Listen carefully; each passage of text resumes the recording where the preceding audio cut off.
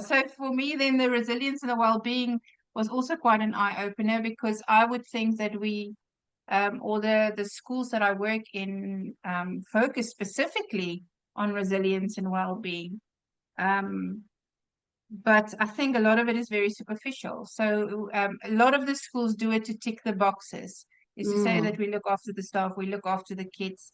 But if you actually go into those questions and you need to sit and reflect, I think I came to the realization that, wait a minute, how much do we actually? So that for me was very, very valuable. And then what I also picked up in the key leadership impact is, I always being at the senior leadership level, is very little input are given to us. And I think that is, I was thinking throughout these exercises, I think that is also where it's so difficult for me to shift, is because I'm always focused on my staff and my teachers and whatever, but how much am I actually learning? And also realizing through these exercises that feeling it myself, I mean, makes such a big difference in the way I would now present it to staff or to learners so, I mean, it started off with a questionnaire being very, I think, impactful. And then obviously these exercises, I mean, as I said, it was difficult for me to shift. But what I think what I felt is, I felt your sense of calm. So that immediately brought me down. So that's great. And I was also thinking in terms of neurodivergence, we do these exercises where we physically and sensory wise regulate the children by doing physical activities. Or I do this thing where the activity is to suck for the muscles around their mouth and for speech. But it also, what we do is they drink water and they have this loopy straw, and I would say they would drink water and I would say, you suck, you swallow, and breathe. Suck, swallow, breathe. So after every break or every morning or every transition, they would drink water, but that would regulate them sensory wise. And I was thinking, while you do it, it can so nicely be sort of linked, regulating them sensory wise and now from a social emotional perspective. And then, I mean, then their full bodies are ready to learn. Wow. So yes. So you see it merging with your own teaching. So much. We can definitely integrate those two. And I'm just thinking, I mean, we always say that the child needs to their bodies needs to be ready and their minds needs to be ready, and emotionally they must be ready. So if we just bring these together, I think it can be so powerful. And also, again, what's nice about this is you can integrate it into other things. It's not, I think teachers' worries are always that it's all these programs that they need to implement in the school day, and they only have so much time, and then they still have a curriculum to get through. So the more we can integrate into their normal, like you said, into whether they teach music or English or whatever, the better. And there's a lot of opportunity for that. So that's really great. Yeah. And have you, like, through this process, have you realized why the previous programs don't work in a school, like the social emotional learning programs that they have? Because lots of schools report that it doesn't work. Like we have a social emotional learning program. Yes.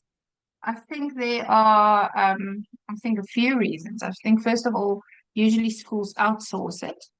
So they, it's a lady that comes in and they teach the kids.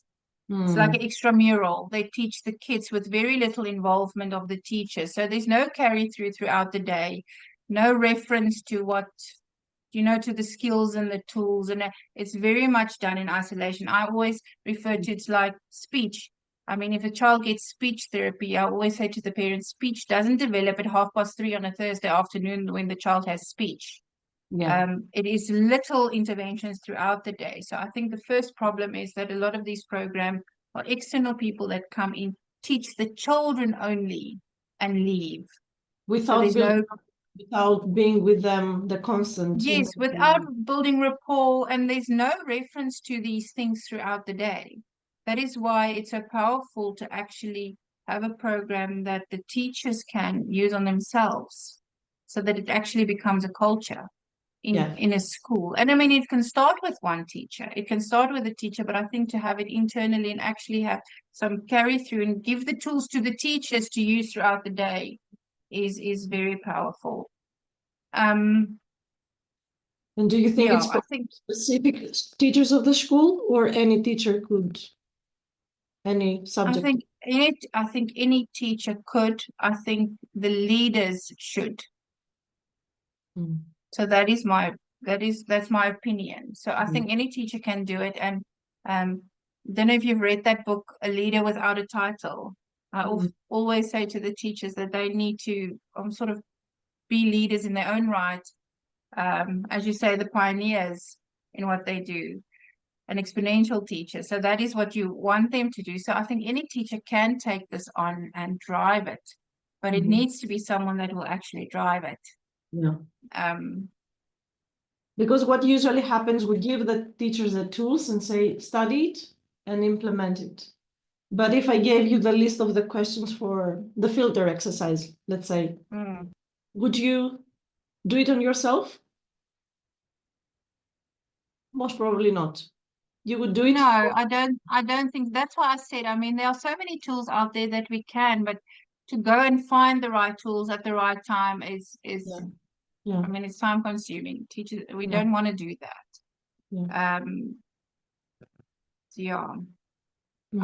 I also think the nice thing about this is that whole adopt a teacher thing, because once you start teaching it, it becomes part of you.